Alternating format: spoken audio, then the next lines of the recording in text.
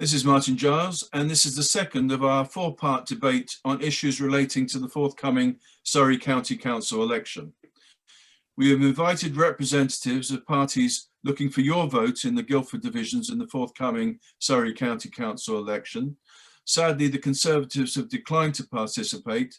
They've said that we have decided that we will not be taking part in any online hustings so that we can concentrate our efforts on speaking to people directly. But we're pleased to have representatives of the other parties involved. We have from the Green Party, Sam Peters, from the Guildford Greenbelt Group, Susan Parker, not a candidate in the election, but a spokesman for that party. We have from the Labour Party, Anne Rouse, who's standing in Guildford North. From the Liberal Democrats, George Potter, who's standing in Guildford East. And from the Peace Party, John Morris, who's standing in Guildford West. And from R4GV, or Residents for Guildford and Villages, Liz Hyland, who's standing in Guildford East. And I think I forgot to say Sam Peters is standing in the Shear division. So welcome back to you all. Thank you again for participating. And in this second segment, we'll be debating the subject of unitary authorities, under which all council responsibilities held at county or borough or district level would be combined. And the question is, would one or more unitary authorities be a good idea for Surrey? So I would like each of you to give your thought debate. So this time we're going to go in reverse order. So we'll start with you, Liz Hyland from R4GV, please. Okay, R4GV are strongly opposed to a single Surrey unitary authority. We believe that would just dilute democracy. We are in favour of 3 smaller unitary authorities. We think it's very important that whoever we talk to about unitary authorities, that we have similar demographics, needs and environment. I think that the boroughs and district councils have published the findings of the reports that have been undertaken regarding unitary authorities. Surrey County Council haven't, which I think is quite interesting, and you do wonder what Surrey County Council might have to hide by not publishing this. Thank you, Liz. Okay, and the next one we're coming to is John Morris from the Peace Party. Thank you, Martin. My personal view is not necessarily that of the Peace Party, but over some years we have been in Surrey looking at the possibilities of going to unitary authorities. I think there's no evidence that I can see that unitary authorities would be better for us in Surrey than not. I can't see a problem with the current arrangements, and as they say, if it's working satisfactorily, then there's no need to fix a problem. I can't see a problem.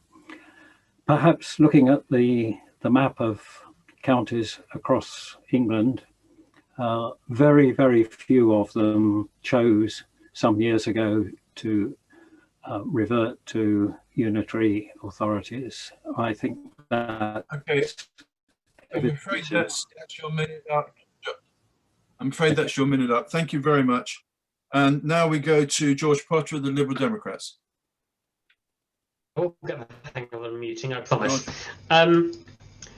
Look, Surrey Conservatives wasted hundreds of thousands of pounds of taxpayers' money trying to force through a single monster authority with no public consultation. It was and is a transparent power grab. It's off the table for now, but it will undoubtedly come back after the local elections are out of the way. Our view is we support unitaries in principle, but we would prefer to see 3 unitaries. But those unitaries have to be based on local needs and public consultation and what local people want. And there has to be underneath them a proper layer of local parish and town councils. In the meantime, regardless of what happens to unitaries, we are, Lib Dems we led the research into unitaries from a districts to challenge the Conservative power grab, and in the meantime we're trying to build closer working relationships with Waverley and other boroughs to save money through sharing back office services in the meantime. Thank you very much. And now we go to Susan Parker from the Guildford Greenbelt Group. Thank you. I think my position is actually not very different to that of Liz Hyland of the of R4GV. I have no objection in principle to the thought about a unitary authority, but it's a totally unwieldy concept within Surrey. A single authority of 1.2 million residents will be bigger than Cornwall, which is the biggest in the country. So it's totally unwieldy. It might be possible to do it with three is practicable, and the issues confronting West Surrey are completely different from those of the London hinterland. I think it's important to recognise that we need grassroots residents groups with a link to parishes and voluntary and residents groups, because that gives us some democratic link back, particularly if we're losing borough councils. Thank you, Susan. That's your minute. Thank you very much. Okay. And forgive me, I went out of sequence there. I should have come to you before that. So can I come to you now, please? No, that's no problem, Martin. Just to say, I think the consensus seems to be, along with the Labour position as well, that 3 unitary authorities would be much better than 1. I think constituents would like it. There'd be more transparency. You would still have the economies of scale if you had a reasonably sized unitary authority, and it looks like about 400,000 people in each unitary. I think there are diverse needs. I think that we need to look at those 3 authorities. We're suggesting Surrey North, Surrey West and Surrey East, and again I can see that other people are saying the same. We disagree wholeheartedly with the Tory power grab position, and again we feel that we need to have the consensus of the residents of each of those areas that we would consider putting together. Thank you very much. And finally, Sam from the Green Party, your view on unitaries, please. This was clearly an attempt to, the single unitary authority was an attempt to respond to the big losses for the Conservatives at the 2019 elections. It was an attempt to stifle local democracy, to take decisions away from local communities and weaken accountability. In other words, it's everything that the Green Party opposes. We believe local government needs to be local and closely connected to the communities it represents. But we don't believe the separation of services and responsibilities we currently have serves the public as well as it could in Surrey. We're not necessarily opposed to the concept of unitary authorities as long as they're sensible sized and boundaries based on proper consultations with local people.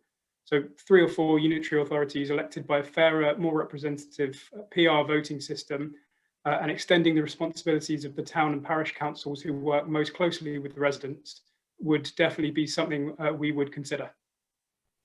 Thank you very much. Right, so we seem to have a large consensus there that, well, amongst most of you anyway, that unitaries might not be a bad thing if they're organised in a way that it doesn't give too much power or doesn't include the whole county. But can we get the, George, Sam made a point there that this was a power grab, and I think you were nodding when he was saying that. What did you think was the motivation? Do you think it was solely that? I mean, it would save money, wouldn't it? Any big reorganisation never makes significant savings in the short term. That's just a fact. Savings take years to realise. The disruption is immediate. I think a unitary would be a good thing, but I'm sorry, the economic facts to back up the Conservative plan for single monster unitary just were not there. We're on the county council, we scrutinise what they're doing. There is no argument. They started with a single authority to minimise opposition and worked backwards to try to find a justification for it. That's not how it worked. If you do what the districts did and look at the numbers, you end up with the idea that 3 makes the most sense if you're going to do it.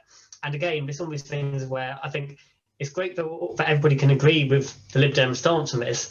But again, this is the kind of thing which will happen unless people vote for the only party in a position to stop the Tories in Guildford, which is the Liberal Democrats. Okay, well, that's a point you've managed to get in there.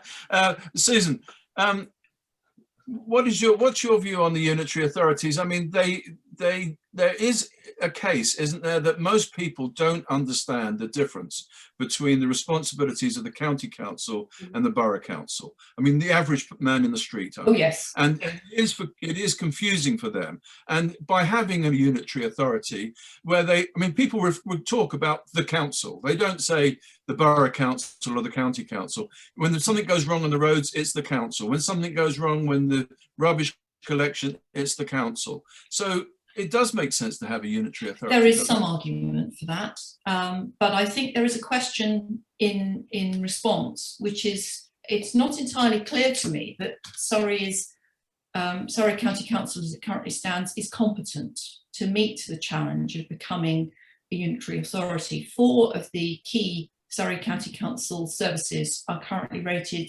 inadequate, unsafe, or failing by regulators since 2018. That includes children's services, youth offending, fire and rescue, and services for children with special educational needs. And we also have the problem, which is an absolutely fundamental problem in the context of planning, that Surrey Highways never objects to any planning application. In fact, I was aware of one situation where the Surrey Highways inspector thought that it was a 70-mile-an-hour lane when it was actually a 30-mile-an-hour lane, and so on. So there is never an objection, and they never actually object on any kind of environmental grounds or infrastructure grounds. So there's a question about competence, which is fundamental. Right. Excuse me for interrupting, but you listed 4. You said there were 4 areas there. What can you tell us what you're referring to make sure that is? I gave them. Children's services. But where are you getting that information? It's public information. Yes, the regulators have rated Surrey County Council as inadequate in these ways. These reports come to County Council. They're reporting newspapers. They're public information. Susan is right. Okay, thank you. So the point is that a unitary authority may be a way of saving money, but only if it's more efficient. And it has to be efficiently designed. It has to be democratically accountable. And if it's not democratically accountable, and if it's not efficiently run, then the fact of it being unitary may be okay, provided it's not too unwieldy, but it is not a panacea. It is not a solution in itself. It's something that may be a way forward, and I think that there are problems with Guildford, so I don't think that that's necessarily the perfect scenario either, but I do think that Susan, we can't see it as a solution for anything. Thank you, Susan. Right, Anne, I'm going to come to you now, because now your party, I think, supports 3 unitaries for Surrey. We do. And so how would you make sure that the public support that? I mean, it's all very well your party having that policy, but would you just take it as read that if ever you were in charge of the county council, that you had that mandate, or would you go back to the people to make sure that that's what they wanted? And do you think other parties should before they make such a change? I think anybody with any ounce of common sense who wants to rebuild the communities in Surrey would not take such an important step without consulting residents. It's absolutely crucial. I think the benefits are clear for residents to see. I mean, as you said yourself, if there's a problem with the roads, whose fault is it? The council. Well, wouldn't it be great if actually residents could say, oh, I know whose fault it is. I know who to speak to. It's one person I need to speak to. I don't need to work my way through parish councils and borough councils and county councils. I could just ask that person. And I think when you speak to residents, when you go around and speak to people, they actually don't know which parts of the council are responsible for which services. They just call it the council, and there's confusion. So I think we do need to speak to them. But I also think there's a lack of satisfaction when you're knocking on doors. You're talking to people. I spoke to a constituent only 2 days ago who was telling me that she has a child with special needs. It's taken her over a year of appealing to get a school place for that child. And she doesn't care who sorts it out. She just wants it done. And if we can actually consult with constituents and actually find out what it is that they require, what they prefer, we can all work towards it. I'm not saying we can do it tomorrow. I'm not stupid enough to think that, oh, we flick a switch and we've got unitary authorities, but it isn't working at the moment. Okay. And even when Surrey elects to have one contractor that's Surrey-wide, it still doesn't work because there's no control, there's no transparency. Okay, thank you very much. Liz, I'm going to come to you now. Now, this the proposal to go to one unitary authority, which seemed to surprise most of the boroughs and districts in Surrey.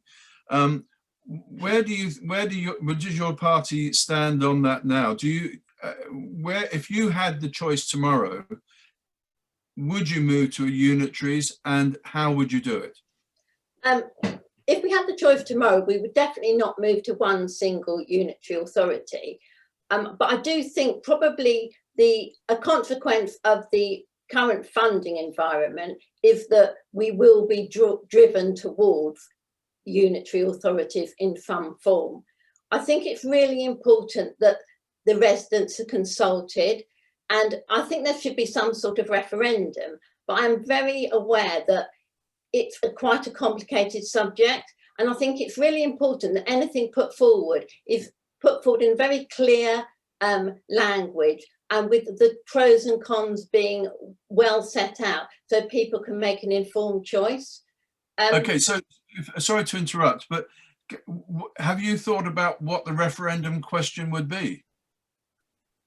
I think you'd have, no, I haven't actually, good question. But I think we could highlight the pros and cons of a single unitary authority against smaller unitary authorities and ask people their choices. I mean, before we came up with the question, perhaps we could ask people's views beforehand, you know, what people's concerns are. But I agree with majority of the people on this call that the public aren't really aware of what's done by Surrey County Council and what's done by the borough county councils. But I really think it's important that we don't just get rid of some of the borough and district council and the parish councils. And it could be that we turn things upside down, that we think about getting rid of a Surrey County Council and strengthening the actual work of the boroughs, the districts and the parishes, creating and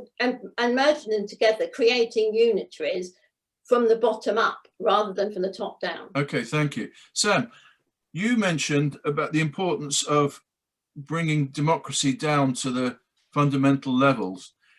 I mean, if we take that to its logical conclusion, wouldn't that actually be increasing the power of the parish councils? Yeah, well, we do want to see more responsibilities invested in these councils that are closer to local people, to the communities that they serve. Yeah, I think it's really important. What powers would you give to them? Well, things that can affect sort of what's going on around them locally. The current system doesn't make any sense with, you know, sort of different things are at different levels. You've got highways at Surrey, planning, different parts of planning is at different tiers. Sort of, it should be obvious, but it seems to be forgotten somewhat that the point of the council is to serve its constituents and the people who live there.